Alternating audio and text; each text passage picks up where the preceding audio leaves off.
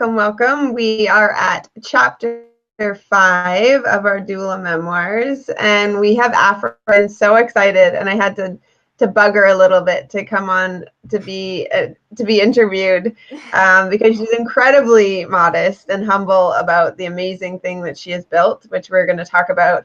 And Afra is joining us live from Orange County, California. With her third attached to her here in the middle of nap time. So, Afra, thank you so much for being with us live today. Thank you for bugging me to come on. So Afra is actually currently in our MSP Spring 2018 class. 2018. So we're going to talk a little bit about how she went in that direction. But first, I would love to start talking. We're going to jump in and talk about the brand that you've built. So Afra 2016 has eyes, and it is so beautiful. And any of you are interested in starting a parenting blog that stands out, that's like different than the many blogs that kind of clog up the parenting space, I strongly suggest you head over and check it out. So, Afra, what made you start your blog? I had recently transitioned from. Is there a delay in the sound? Or is it? No, you're good. Okay. So I had recently stopped doing other work. Like, my husband and I were doing some work together, and I just felt like I needed to do something more meaningful. And I thought, you know what? I think I was inclining towards a blog and launching some different coaching services.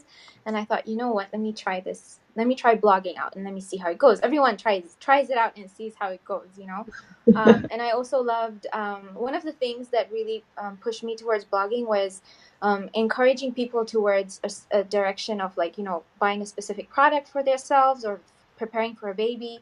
I seem to be the person amongst my friend circle where people would be like, come to and say, what do I buy? What do I do? What do I, But just today morning, I had a friend text me, and she said, I just had a friend who had an emergency C-section. And I'm not trying to brag here, but I'm just so happy that she said that, because she said that she had a emergency C-section, and she read your post, and she immediately went and bought it's called a C-Panty. It supports your where your incision is. And she feels like by the next day she was able to move around and feel so much better. I was like, yes, that's why I did. That's why I encourage people to do it, because I've had 3 of them. So I know, so that's the kind of thing. Like, I want to be able to support women, and especially women in my community. So that's one of the reasons why that's one of the big reasons why I started the blog. And you do such a great job. And you talk about things like your latest one with the how to be in the water with 3 under 5. So Yeah. not only is she a student right now, and she's got this amazing blog, she also is the mom of 3 children under 5.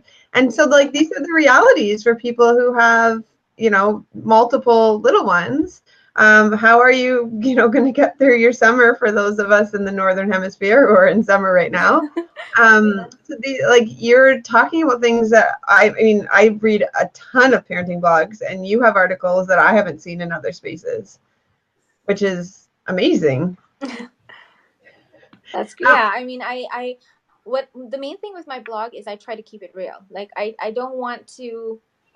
I'm not saying that other bloggers sugarcoat anything. It's just that I want another mom to read it and say, oh my God, I'm feeling that too, or I'm going through that too, or oh my God, I'm so glad that I read this, because now I can do this, So that's my goal, like I want to get that reaction out of a mom, and I want I want to be helpful, and I don't want to sugarcoat anything, because life with 3 kids under 5 is not easy. So I want to be able to, make a difference. Well, you are definitely doing that. So what were some of the challenges when you started your blog, or did you know about blogging? Because you've hit details that people forget, linking to your other blogs within it, and naturally you just can't help it but realize you've gone through 10 to 12 posts as you move through your site. Yeah, I was like, when I first started my blog, I had only 2, and my youngest she had just turned 2 or no, she had just turned 1.5. I think she was 1. It was okay. Like I felt like I was on a roll at that time. And then I got pregnant. I started to feel really fatigued for a while, and then I started to slow down, and I realized it was because I was pregnant. And then I think that took a hit on my blogging. I had to really slow down for like the first trimester.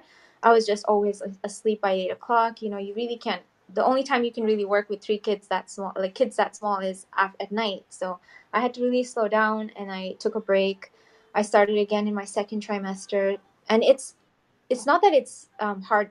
It is hard work, but it's more time consuming. Blogging is very time consuming. You know, there's the writing, there's the, you know, preparing the graphics for each post, there's SEO, there's a lot that goes into it. It's not just I'm going to write a post and I'm going to post it up, or I'm going to take a fancy picture and put it on, you know, on Instagram. You know, it depends on what route you want to take, but it is hard, you know. So but I love what I do. So and I love seeing that I can make a difference in someone's life. So, you know, I decided to just, you know, push on with whatever I could, you know, and now I'm trying to pick up the pace and, you know, do more. Yeah, for sure. So you've also positioned yourself as a brand influencer. Yes. So tell us a little bit about that. So I love reviewing products. I love and I don't work with any product that you know, just for the sake of it. I'm not always paid for it all the time. Maybe now more, because now I'm growing, but in the beginning I wasn't. So it's more about showing people what products I use or what products I really like, or, you know, and also I feel like as a Muslim woman, when you have another Muslim, if, for example, if I were to see a Muslim woman on a big brand's page on Instagram, I would be like, oh my gosh, you know, like she loves it too, and I would get it automatically. It would be so relatable. And it was the same thing with one of the nursing covers I tried. I reviewed as well, called Covered Goods. They posted my picture on there, and then a lot of people were like, oh my god, there's a Muslim woman on the page. You know, it's sadly not that common. So yeah. It's that way I feel like I'm influencing my own community to be able to, you know, use a great product or that can help them in their journey as moms, or help them with their children, you know, whether it's a baby product or, you know, something that a baby can use. So, that's the route I'm taking with the influencer, being a brand influencer. Well, it is amazing. And I mean, people, when they reach out and see people that they can identify with, like, I know I feel the same way when I see like gay moms doing something like an ad that has queer families. I'm like, oh, good, because I don't see it that often in media or on blogs or those sorts of things. And it's really important. And I mean, I can speak to how challenging it is to find even just images and articles that are specific for the Muslim community, which is a community that we do serve. And it's like very hard for us to find pictures of families out and about who are observant Muslim. Yeah. It is. So that's one of the reasons why I really wanted to really I'm sorry, my daughter's asking me for ice cream right now. She shouldn't be doing that. I told her stay on the sofa, but she doesn't listen. I'll give it to you later, okay? Okay, I'll give it to you after the call, please, okay? The realities of being a mom. I put her on the sofa. I put a program on for her to watch. I gave her a ton of snacks. And she's still here asking me for ice cream. You can get it with your chair. Why don't you go get it with your chair? I have to give in. Otherwise, I won't make it through this call. But yeah, we can all relate. Who here, raise your hand on the live call if you are used to doing this exact thing. And this is one of the realities of being an influencer or being a blogger. Like I have to do it with my kids. Like, you know, I have to accept that I'm not going to be alone in the whole journey. Like, there's going to be interruptions on the call, or if I have a call, or if I have to write something, if I'm at a coffee shop, I take my kids with me, you know, until they're all in school. This is going to be my reality. Oh, for sure. I mean, Natasha and I, when we started the company, and our executive team is just like staggered. We constantly have someone has a baby. And we had like one of our business consultants asked that we stop pulling our breasts out at meetings, and we were like, "Yep, we're done. You're not." Yeah, it's nursing. Yeah, you just have to. You're always Yeah, being nursing. like, if you want to work with us or our lawyers or our accountants, we're like, you're going to see breasts at the meetings and babies and spilled juice and. Yeah. So you moved from Dubai 6 years ago to California, Yes, I did. Yeah. and you had all your babies in the US. Yes, I had them all in the US. Yeah. So I got pregnant about a year, I would say a year and a little bit after I moved here. Yeah. So I know that you've shared your birth stories, which I've read all of them. Do you, it's totally fine. Do you notice like what is some of the differences between the birth culture in Dubai versus the birth culture in your area of California? Um, I If would any. say the birth culture in Dubai is getting a lot more, like they're a lot more aware now. There's a lot of doulas and midwives and people who are having natural births and doing lots of hypnobirthing and you know there's it's changed a lot from when I moved. You know, Mhm. when I moved, it would be like everyone would be in the hospital and just do as their doctor says. But now people are really like more aware of their rights and what birth should be like. You know. Mhm. And here I would say, I think that it's very Orange County. We have like 3 birth centers. I think it was no, sorry, we have one. We have one birth center, one hospital that has a midwife, and another hospital that has. I call them hospital midwives because they're different. The midwife in the hospital that I gave birth at for my son, my last baby, is an actual midwife, and they have a completely different practice for her, but it isn't a hospital, so she does have to follow hospital protocol. But in that sense, I feel like Orange County is still a little hard to find. You know, this is for when you're like trying to VBAC, for example. Like I struggled trying to find a doctor that would allow me to VBAC. But you have your like there's pockets here and there, you know. Los Angeles is very big on you know, natural birth, and they have a lot of birth centers. There's, you know, lots of midwives that you can access. With Orange County, if you wanted to have a home birth, there's a lot of midwives that I could access, but it's very expensive. And Mhm. most insurances don't cover it. They don't cover midwives, and they don't cover birth centers. What they will do is they have like the birth centers will have to work with them to kind of get like 30 to 40% covered, which is still a lot, because if you think about it, if it's like $5,000 and you have to pay, or $6,000 and you have to pay 30, only 30% is covered. You can imagine the rest. That's a lot of money unless you're actually saving up every year for a birth. You Yeah. know, for birth, then you're not going to be able to afford that, you know. And unfortunately, that was what happened with me. I couldn't afford it, so I had to go with the best doctor that I could find, which sadly, Mhm. even though I advocated for myself and I pushed for the birth that I wanted, I still ended up, you know, there were still things here and there that I feel like I could have avoided, but you know, yeah, I was in a Mhm. hospital, so. Yeah, it's so interesting. It's like the opposite here. If you get a midwife, it's free. If you don't have Wow, insurance. really? That's amazing.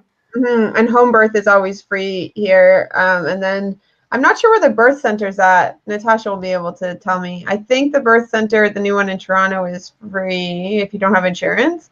But the hospitals, if you go in uninsured, it's very expensive. Yeah, that's So it's, they just it's make it so hard. I know. I know. It Yeah, totally is. And so I know you worked really, really hard for your VBAC after 2 cesareans with your third.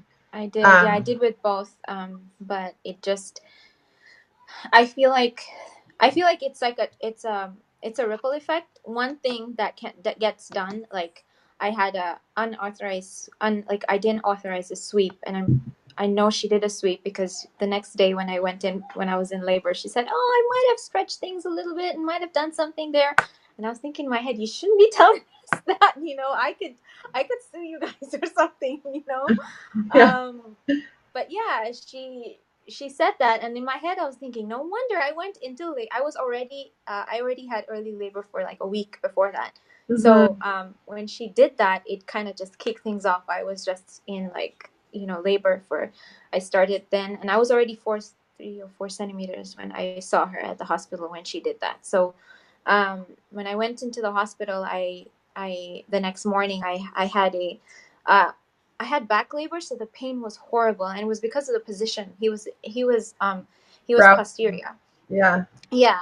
And so because of that, and I think he was also, in the end we realized he was brow presentation, if that's Yeah. the right way. Yeah. And I couldn't deal with it, and I had to get the epidural. And because I did that, I guess it was a trail of events. Like, that's what happened. Then it slows things down, and then I was in bed, and being in bed doesn't allow you to labor properly or get them into the canal properly. And then I ended up with another C-section later, like after trying for about 9 hours in the hospital. The funny thing was, I picked that hospital because they have a birthing tub. You can labor in the tub. Labor tub. You can labor in the tub. It's like a jacuzzi in the bathroom. You can use that to labor, and then you go back and deliver in the room. Nobody remembers that. I was obviously not in my right mind. I didn't remember that. My husband was stressed because, we had just dropped our son to school, and because we went to the hospital, he had to go leave me in the hospital and go and pick up my son and leave him with my mom. My mom flew in from Kenya, bless her. And my doula, I don't know, I guess she forgot too, or maybe because I was in pain, she just wanted me to do what I wanted to do. Like, I wanted pain relief, Yeah. And so with the epidural, I was basically stuck in bed. But in our last class, we talked about like how you can move. You don't have to be on your back if you have an epidural. If they can help you to kind of, get into different positions to try and see what you can do for the baby. But I still have that, what if, like, what if we went into the tub? What if she didn't do that sweep? What would have happened? Because this was the first birth or first labor that I kind of did everything naturally. I didn't have any induction. I went into labor on my own. I didn't have any, I did do acupuncture, but like I didn't have any medical intervention, until I did the epidural, That's amazing. So, Good for you. yeah, I tried. Well, you did it. You still had to birth. You didn't. Yes, I know. I mean, like with the VBAC, that's what I mean. How far along in your dilation did you get with each of your three? My first two, 8. My first, 8.5, and then with him, I think I was 6 or 7 before we decided to just. I don't even think there was a final like, okay, you're at because he was just stuck, like, and they were stuck on the fact that they could just feel his nose and his eyes and his face. So we weren't, they were really happy that my contractions were amazing. I was dilating and everything, but the point of the fact was they felt like he was not in the right position. They could just touch his eyes and his face, and they're like, nobody really gives birth like this. And it's, yeah, they were convinced that there's no way that I could give birth to a baby in brow presentation. Yeah. Are you planning any more babies? Oh my God. I would love a sister for my daughter. I hope my husband's not seeing this, because he'll be like, oh, okay, let's try it. No, it's just, I think if I didn't have the C-sections, I probably would. But I've reached a point now where, the journey, like having pregnancies are so hard when you're trying for a VBAC, because you're just constantly fighting doctors and like, it's like no one believes that you can do this. Like with my third, especially, like a lot of people I knew were like, you're trying for a natural birth? Like, I thought you just automatically, you already had 2 C-sections. Is that even possible? I'm like, yes, it is possible. And I will try for it, but people are just so like, they just do, I guess they're just not aware, or they're just so, the culture is like, okay, you've had 2 C-sections, you can't do another, you can't have a natural birth, there's no way. But people do it, and I've seen in so many VBAC groups that people have done it after 3 or 4 sometimes. But I don't know, I just feel like I can't, I'm 37 now, and I feel like, I don't know, I just feel like it's complete. Like if God wants us to, if it, If it happens, it happens. But I'm not like, I'm not trying. I see where you're at. No, but it's true. I mean, when we say, I mean, you were saying nobody has it after two, but there's so little dialogue around after you've had one cesarean trying for, like, the VBAC dialogue just isn't there.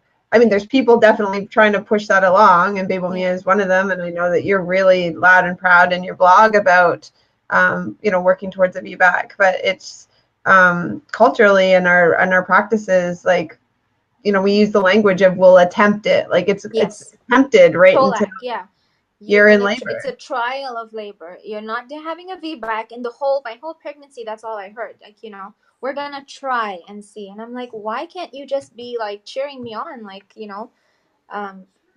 it's really sad. Yeah. So you came from a corporate, like your background's corporate. Yes. What was the shift like into motherhood, now your brand and your school, like? So when I left Dubai, I had just left my job. I was working for AIG insurance, and I hated it. I loved who I worked with, but it wasn't fulfilling for me. I wanted to do something bigger. So I actually left that. And when I moved here, I started a business, an online retail store. Have you heard of kaftans? So I used to sell kaftans, like very like heavily embellished, like where you can wear them for weddings and for special occasions.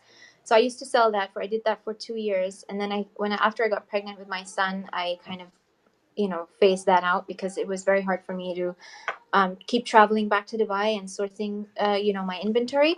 So I started something else with my husband, and we were working together from that. So I love the shift from corporate to working from home and being able to be flexible and do as I please, But with kids, it was a whole other story. But I still pushed on. I'm very much the person who my husband's like, why do you always have to do something? Why can't you just relax? Why can't you just go and take a break? Why do you have to always be doing something on your phone or on your computer? And we always have that battle. Like he's always, and I get it. Like I'm a bit, over the top, but that's just me. Like I love to do stuff, and I'm always trying to do new things, and I'm just a go-getter that way. So, and with motherhood, I feel like if I'm not doing something, I'm not, it's not per se failing. It's very much like I want to be something else other than a mom. Like I want to be making a difference as well, and doing something else because I have the skills. Why am I not using my skills? So even if I have to do it slowly like I am right now, I can do that.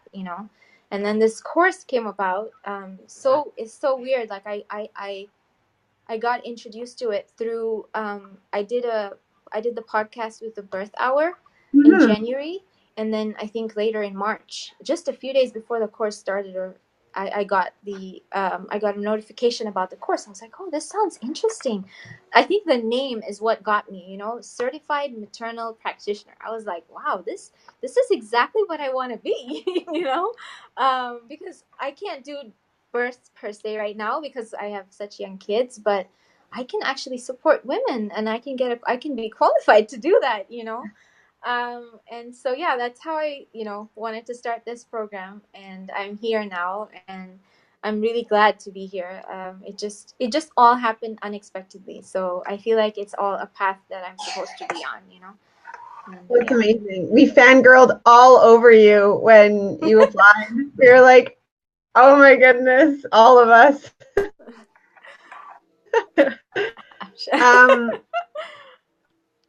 No, it was, and we totally understand being a parent, being like a mom and loving so many other things. And again, there's so much pressure that like once you become a mom, you have to put your other stuff down. Yes. And which is, I'm that rebellious person. I don't want to put my stuff down. No, well, me neither. And I would say the people that stand out in our community, not to say others that like you're wrong for not putting it down, like people have to do what feels really right for them and their household. But I would say like the people that really stand out to me, they're really clear, like motherhood's one of their pieces of their identity, but it's not the piece. Yeah. And so they're doing really cool things and making a difference in their community and providing that education and that support and, helping. Yeah. Yes. I believe we all have a piece Which to I just share, want to help more. Yeah. Yeah. I think I had one more question I wanted to ask you. You've just said so many awesome things. So what's next for you in the very short term, aside from your plate that's already overflowing? Well, well, I say once because I'm waiting for my daughter to start preschool. So hopefully, everything goes well and she does start preschool in the summer. Once she starts preschool, I feel like I'll have a little more time on my hands, even though I feel like I'll be running around doing 2 drop-offs and pickups. I feel I'd be more confident then to start launching, services. And I want to basically help. My goal right now, because I can't do births, is help pregnant women and women postpartum. I'm very passionate um, about that because I feel like pregnant women sometimes are not given the information or not preparing well for birth, or we're preparing for the baby. There's so much focus on the birth and on labor, and like nobody is ready for what's going to happen after that. And I wasn't ready. I didn't realize that you can get depressed, and you think that none of this stuff is going to happen to you. You're like, oh, I'm not going to get depressed. I'm going to have a baby. It's going to be all, beautiful. And it wasn't like that. All I was doing was crying, and, like I was moody. And, my mom's like, I'm not going to come in the first 2 weeks. I think I'm going to come and visit you after that because you guys are so moody and stuff. But that's the reality of like after birth, you're just so emotional, and it's very hard. It's a hard adjustment to having babies. Like even if you have your second or third, you still go through that because with each additional baby comes an additional responsibility and more hormones and a lot more things. So I feel like I want to be able to support women then as well, postpartum. And I feel like that's really important because that's what shapes you as a mom. And if you like, for me, I personally feel like I didn't have that support, and I didn't tackle many of the feelings that I had, and any trauma that I had from my birth.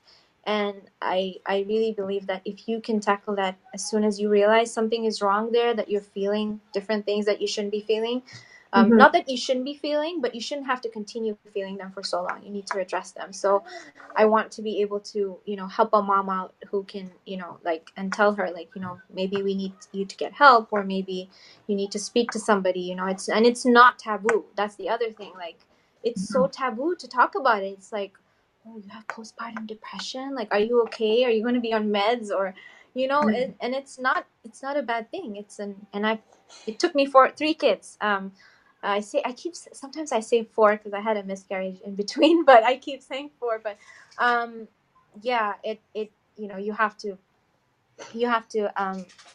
be aware. And I think that I want to be able to make that difference for a mom, even if it's one mom. But yeah, that's where I'm going. So I want to support pregnant and postpartum for now, and then one day I will get into the birth too. Yeah, no, it's amazing, and it is so needed, and especially with the focus on the mood disorders and setting up those hubs that keep it out of like the taboo piece. You can make a difference for that. Yeah. And writing about it and talking about it and sharing your experience, because you are so right that we need to bring it into the light, and because so many people are suffering from pregnancy and postpartum mood disorders. Yeah. Yeah. It's funny because like on my blog, just random observation I'm putting out there. I noticed like one of the most traffic on my blog right now is to a post about anxiety and postpartum depression. And I was like, oh my God, I need to write more on this, For sure. Yeah. It's definitely needs to be talked about. And I mean, I love the topics that you're talking about. I love how raw and real you are. I love how you review products. Your videos are really fun. Again, anybody that hasn't checked out Afra's blog, please head over and have a look at Through Mama's Eyes. And she's built such an amazing following. Her Instagram is beautiful, and she did all of this started in 2016. Like, it's been up for like a minute with 3 littles, and the work she's done is really great. And I can't wait to see what you do as you finish your MSP course and beyond, and the support and community that you are California and the world. Yeah. I can't wait either. Thank you so much, Afra, for joining us live. It was such a pleasure to finally convince you after 20 email exchanges. No, I'm glad I came on. Thank you for having me. Yeah, you're incredibly modest. So thank you so much. Thank you, everybody, for tuning in live. If you have any questions for Afra, you feel free to post them under this video, and make sure you tag her so she knows to have a look. Again, head over to her blog, Through Mama's Eyes, and poke around in there. Follow her on Instagram and Facebook. Again, we'll have those links under here, and see just the amazing difference that we can make in our communities. So thank you so much, Afra, for tuning in live. Thank you. Bye. Bye.